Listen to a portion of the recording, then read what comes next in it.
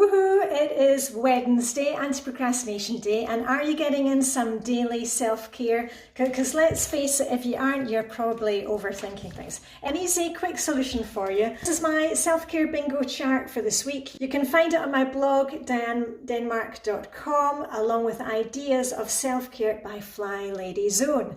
Now, you can see I'm standing in the bedroom at the moment in beautiful Copenhagen sunshine, but we're working on Flylady Zone 5 this week, the living room. That's where we're concentrating our energy.